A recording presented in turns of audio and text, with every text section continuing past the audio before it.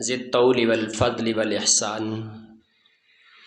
الذي هدانا للإيمان وفضل ديننا على سائر الأديان والصلاة والسلام على رسوله ونبيه محمد صلی اللہ علیہ وآلہ وسلم الذي بعثه إلى الإنس والجان ونزل عليه القرآن وجعله ربيعا لقلوب أهل البصائر والعرفان رب اشرح لي صدري ويسر لي أمري واحلل عقدة من لساني يفقهوا قولي اعوذ باللہ السمیع العلیم من الشیطان الرجیم من ہمزہ ونفخہ ونفثہ بسم اللہ الرحمن الرحیم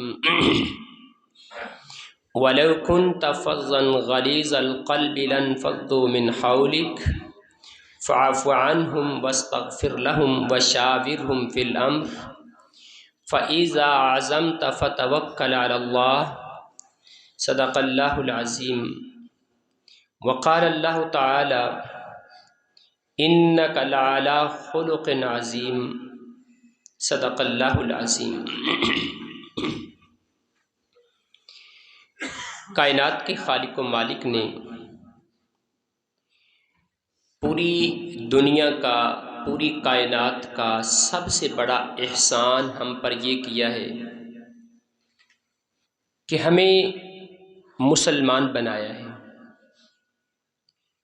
ایک بات یاد رکھیں، اسلام ہمیں چوائس نہیں کرنا پڑا، ہمیں منتخب نہیں کرنا پڑا۔ اگر ہم کسی غیر مسلم گھرانے میں پیدا ہوتے اور اس کے بعد پھر ہمیں اسلام کی طرف آنا پڑتا تو شاید آج ہم میں سے بہت سارے لوگ مسلمان نہ ہوتے۔ کائنات کے خالق و مالک کا یہ احسان ہے کہ اللہ تعالیٰ نے ہمیں پیدا ہی مسلمانوں کے گھر میں کیا ہے، ہمیں اسلام کا انتخاب نہیں کرنا پڑا۔ لیکن اللہ کا شکر ادا کرتے ہوئے اگر ہمیں مسلمانوں کے گھر میں پیدا کر دیا گیا ہے تو پھر ہمیں چاہیے کہ ہم اپنا اخلاق، اپنا رویہ، اپنا کردار، اپنا لین دین، اپنی گفتار، اپنی چال ڈھال، اپنا لباس اور اپنی زندگی کے سارے معاملات وہ بنا لیں جو اسلام ہمیں حکم دیتا ہے۔ ایک مسلمان کی ذمہ داری یہی ہے، ایک مسلمان کا فریضہ یہی ہے۔ مسلمان اخلاق کریمانہ کا ایک مجسمہ ہوتا ہے، کیونکہ جس پیغمبر کا ہم کلمہ پڑھنے والے ہیں اس نبی کی شان اور عظمت اللہ تعالیٰ نے یہ بیان کی ہے وَإِنَّكَ لَعَلَىٰ خُلُقٍ عَظِيمٍ۔ میرے پیارے محبوب، آپ اخلاق کی جس عظمت پر فائز ہیں اس سے اوپر تو اخلاق پر کوئی ہو ہی نہیں سکتا۔ جتنا بہترین، جتنا پیارا، جتنا اعلیٰ، جتنا بلند اخلاق میرے محبوب آپ کا ہے، اس سے بلند اخلاق تو پوری کائنات میں کسی اور کا نہیں ہو سکتا۔ جس طرح ہمارے نبی کا اخلاق سب سے بلند و بالا ہے، ہمارے نبی کی زندگی کے رویے سب سے بہترین ہیں، ہمارے پیارے محبوب کی، ہمارے مرشد اعظم کی زندگی کا ایک ایک معاملہ جتنا صاف اور شفاف ہے، مسلمان کا معاملہ زندگی کا اسی طرح صاف اور شفاف ہونا چاہیے۔ کیونکہ جس نبی کو ہم ماننے والے ہیں ہمیں پتہ تو یہیں سے چلے گا، لوگ تو یہیں سے دیکھیں گے کہ ان کا نبی کون ہے۔ ایک چھوٹی سی مثال آپ کے سامنے رکھ دوں۔ مسلک حناف کے اندر ایک امام گزرے ہیں جن کو امام محمد کہا جاتا ہے۔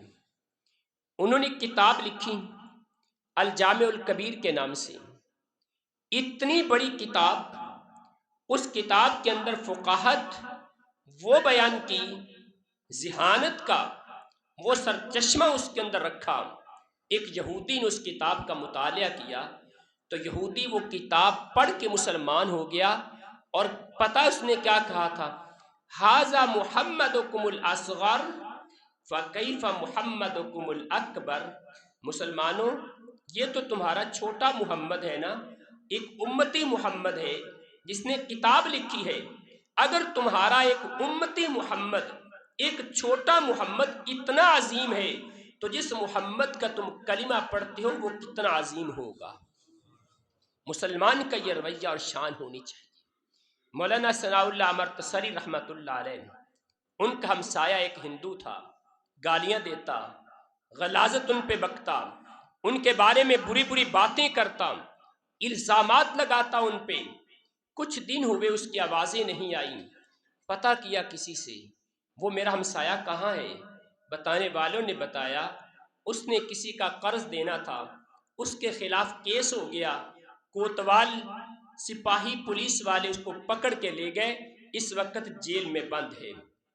فوراً کوتوال کے پاس گئے، جا کے اسے پوچھا کہ فلاں نام کا بندہ پکڑا ہے؟ جی بالکل پکڑا ہے۔ اس کے کتنے پیسے ہیں؟ جی اس کا 10,000 روپیہ ہے۔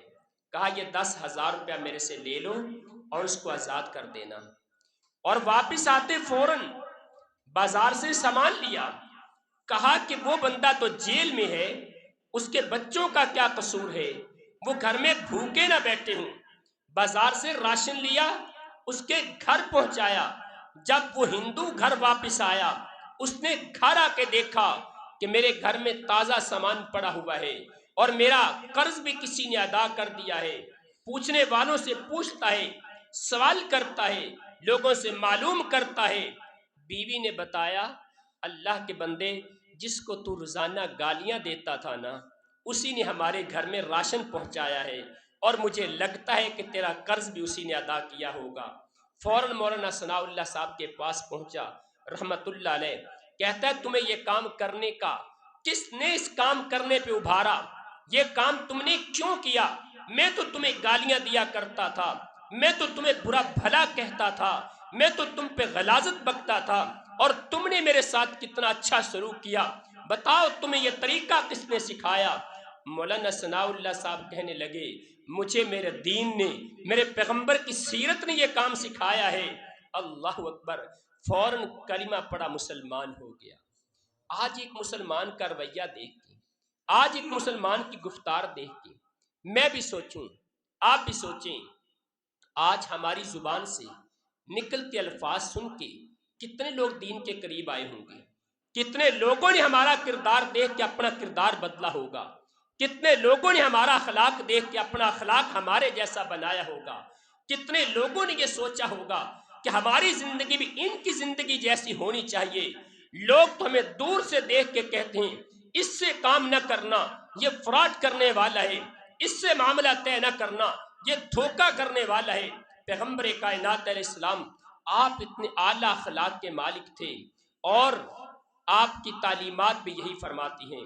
اللہ کے رسول فرماتے ہیں، لوگوں اگر تم میں کوئی بندہ پسند کرتا ہے نا، قیامت والا دن ہو اور وہ محمد الرسول اللہ صلی اللہ علیہ وسلم کے سب سے زیادہ قریب بیٹھا ہو، سب سے قریب، اللہ کے پیغمبر کے ساتھ بیٹھنے کو، آپ کے جسم مبارک کے ساتھ جسم لگا کے بیٹھنے کو، ہماری پنجابی میں کہتے ہیں گوڈے نال گوڈا لا کے بینوں، جس کا دل چاہتا ہے کہ قیامت کا دن ہو پیغمبر کائنات کی اس طرح ساتھ بیٹھے۔ اللہ کے رسول فرماتے ہیں، ان من حبکم الی واقربکم منی مجلسا یوم القیامہ احسنکم اخلاقا۔ لوگوں سن لو، پوری دنیا میں میرا سب سے بڑا محبوب وہ ہوگا، میرا پیارا وہ ہوگا، میرے سب سے قریب بیٹھنے والا وہ ہوگا جس کا اخلاق جتنا اچھا ہوگا۔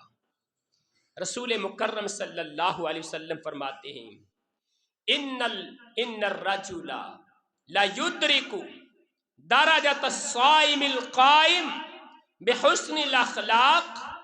ایک بندہ ساری رات قیام میں گزار دیتا ہے، قاری صاحب کے پیچھے کھڑا ہو کے خوش الہانی کے ساتھ، بڑی پیاری آواز کے ساتھ قاری صاحب کی قرات سنتا ہے، پورا 1 گھنٹہ 1.5 گھنٹہ ان کے پیچھے کھڑا ہو کے نماز تراویح ادا کرتا ہے، پھر اس کے بعد قیام اللیل کا اہتمام کرتا ہے، قرآن مقدس کی تلاوت کرتا ہے، ذکر اذکار کرتا ہے، ساری رات رب کی عبادت میں گزار دیتا ہے۔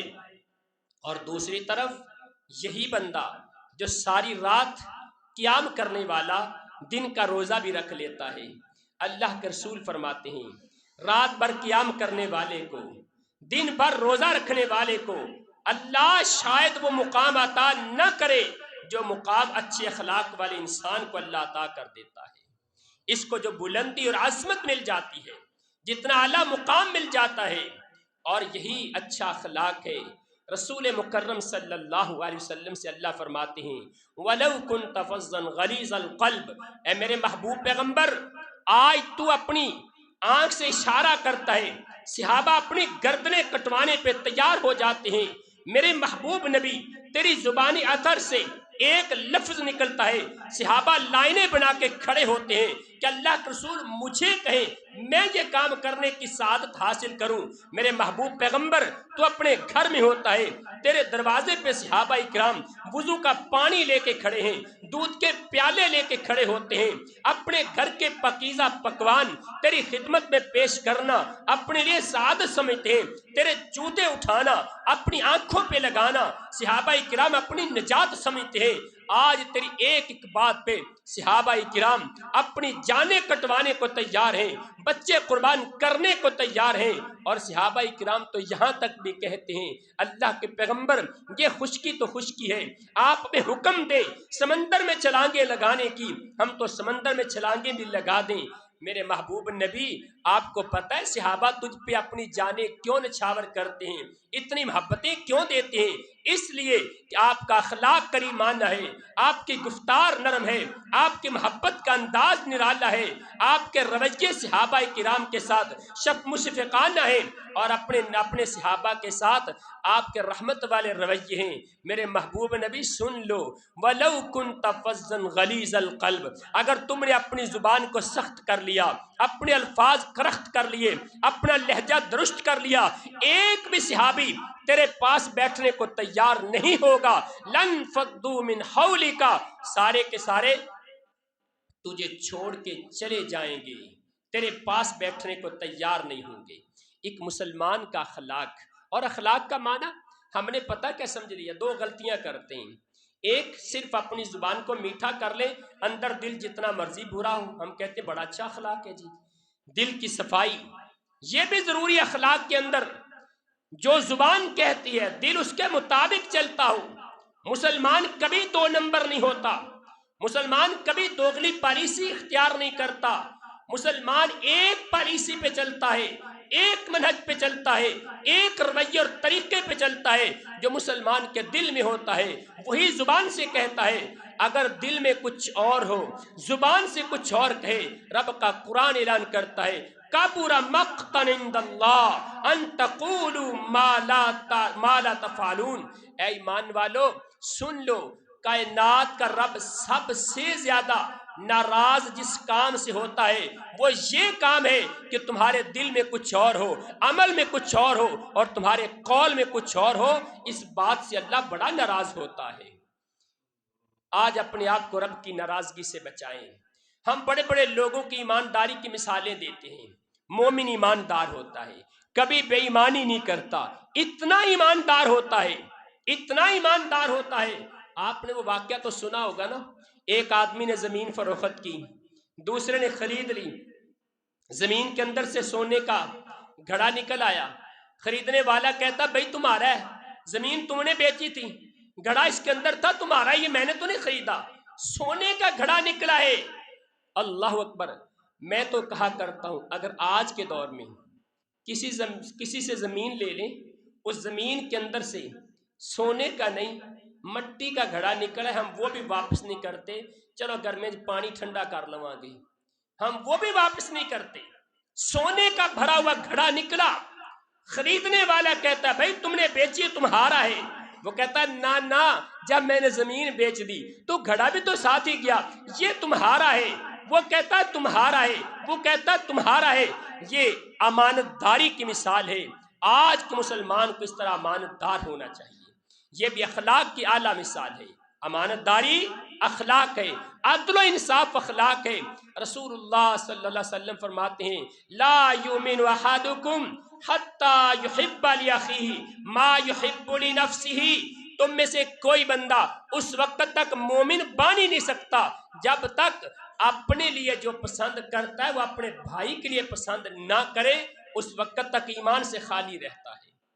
آج ہم دیکھیں ذرا کتنے معاملات ایسے ہیں، کتنی چیزیں ایسی ہیں جن کو میں اپنے لیے تو پسند کرتا ہوں، تمہارے لیے پسند نہیں کرتا، اپنے بھائی کے لیے پسند نہیں کرتا، اپنی بہن کے لیے پسند نہیں کرتا، اپنے ہمسائے کے لیے پسند نہیں کرتا۔ کتنے ایسے معاملات ہیں جہاں میں چاہتا ہوں مجھے پروٹوکول دیا جائے، جہاں میں چاہتا ہوں مجھے عزت دی جائے، لیکن تمہیں عزت دینے کو تیار نہیں ہوں، تمہیں پروٹوکول دینے کو تیار نہیں۔ جس چیز کو اپنے لیے پسند کرتا ہوں دوسرے کے لیے پسند نہیں کرتا، میں ایمان سے خالی ہوں۔ جب کیفیت یہ ہوگی، انداز یہ ہوگا کہ جو میں اپنے لیے پسند کرتا ہوں وہ اپنے بھائی کے لیے بھی پسند کروں، اس وقت میرا دل ایمان سے بھر جائے گا۔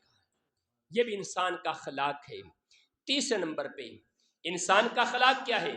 انسان کا اخلاق یہ ہے کہ انسان دھوکہ نہیں کرتا، مسلمان دھوکہ نہیں کرتا، دھوکے سے مسلمان پاک ہوتا ہے۔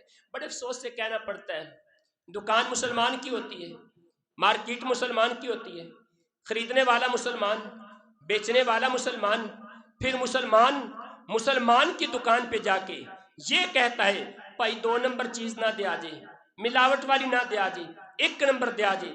کعبہ کے رب کی قسم اس وقت زمین میں ڈوب مرنے کا مقام ہوتا ہے جب لینے والا بھی مسلمان ہے، دینے والا بھی مسلمان ہے، سودا کرنے والا بھی مسلمان ہے، جس کے ساتھ سودا ہو رہا ہے وہ بھی مسلمان ہے۔ چیز جہاں سے تیار ہو کے آئی مسلمانوں کی فیکٹری سے تیار ہو کے آئی ہے، مسلمانوں کی منڈی سے آئی ہے، پھر بھی کہنے والا کہتا ہے 1 نمبر دینا۔ یقین جانے مسلمان کا معاشرہ ہو تو یہ کہنے کی ضرورت ہی پیش نہیں آتی۔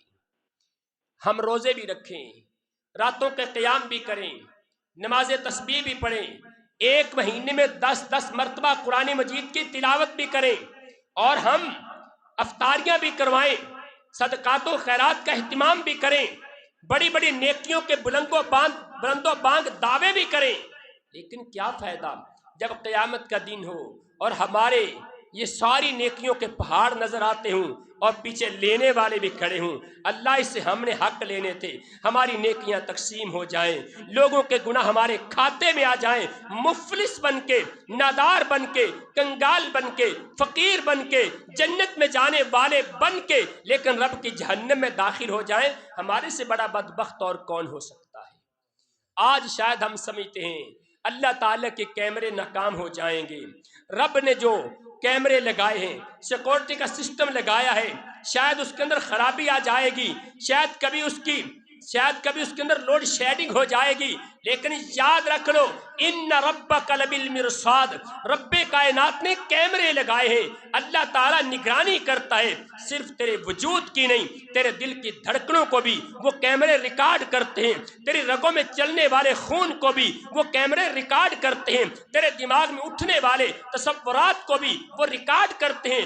ایک ایک چیز تیرے اور میرے نامہ اعمال میں درج ہو رہی ہے، اور قیامت کا دن ہوگا یہ ساری سکرین تیرے اور میرے سامنے چلے گی، اور رب کا قرآن پھر اعلان کرے گا یوم تبلی السرائر، اس دن راز کھول دیے جائیں گے، جو تم نے تنہائیوں میں کیا وہ بھی سامنے آئے گا، جو تم نے تاریکی میں کیا وہ بھی سامنے آئے گا، جو تم نے چھپ کے کیا وہ بھی سامنے آئے گا، جو تم نے ملاوٹیں کی وہ بھی سامنے آئے گا، جو تم نے غلط سوچا تھا وہ بھی سامنے آئے گا، جو تم نے پروپیگنڈے بنائے تھے وہ بھی سامنے آئے گا، جو تم نے غلط منصوبے کیے تھے وہ بھی سامنے آئے گا، جو تم نے سازشیں چلی تھیں وہ بھی سامنے آئے گی، جو تم نے دنیا والوں کو دھوکے دیے تھے وہ بھی سامنے آئیں گے، جو چکر دیتے رہے وہ بھی سامنے آئیں گے۔ اور یاد رکھو کعبہ کے چکر لگانے سے دنیا کو دیے ہوئے چکر کبھی معاف نہیں ہوتے۔ قیامت کا دن ہوگا یوم تبلی السرائر، ایک ایک راز کھول کے اللہ کی عدالت میں تیرے سامنے رکھ دیا جائے گا۔ تیرے موبائل میں کیا تھا، تیرے دل دماغ میں کیا تھا، تیرے بند کمرے میں کیا تھا، تیری تاریخ تاریکیوں میں کیا تھا، تیری تنہائیوں میں کیا تھا، تیری جلوتوں میں کیا تھا، تیری خلوتوں میں کیا تھا، مسجد کے حال میں کیا تھا، گھر کے کمرے میں کیا تھا، بازار میں تو کیا تھا، اپنی مارکیٹ میں تو کیسا تھا، لوگوں کے سامنے کیسا تھا، لوگوں کے بعد تو اپنا رویہ کیسا رکھتا تھا، ایک ایک چیز کھول کے رکھی جائے گی۔ یومئذ تحدث اخبارہا، یہ زمین جو ویڈیو ریکارڈ کرنے والی یہ بھی کل کو ویڈیو چلا دے گی، یہ بھی اپنے لوگوں کے بندوں کے اعمال یہ بھی بندوں کے سامنے رکھ دے گی۔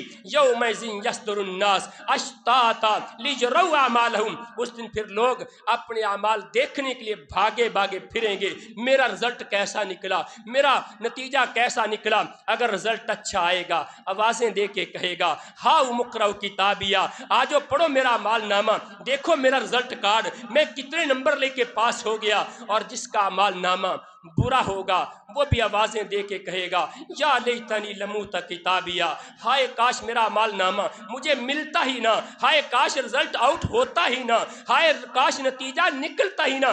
یوم یعض الظالم علی یدیہ، پھر ظالم اپنے ہاتھوں کو کاٹ کاٹ کے کھائے گا، ہائے میں مر گیا، لو ان لنا کرۃ، کاش ہمیں واپس جانے کا موقع مل جائے۔ لیکن اللہ کہتے ہیں اب واپس جانے کا موقع ختم ہو چکا ہے میرے بھائیو، ایک ہی زندگی ہے، ایک ہی بار ملی ہے، ایک ہی بار عمل کا موقع ہے، ایک ہی بار ایمان ملا ہے، اس سے فائدہ اٹھائیں، اپنے رویے، اپنے کردار، اپنی گفتار، اپنی زبان، اپنی بول چال، اپنی ڈھال، اپنے دل کی دھڑکنیں، اپنی دماغ کی سوچیں، اس کو درست کریں، اس اخلاق پہ لے کے آئیں کہ جو اخلاق محمد الرسول اللہ کا تھا۔ اللہ کامیابیاں بھی عطا کرے گا، نیکیاں بھی قبول کرے گا، جنت کے بالا خانے بھی عطا کرے گا۔ کائنات کے رب سے دعا کرتا ہوں اللہ تعالی ہمیں عمل کی توفیق عطا فرمائے۔ اقول قولی ھذا واستغفر اللہ لی ولکم ولسائر المسلمین۔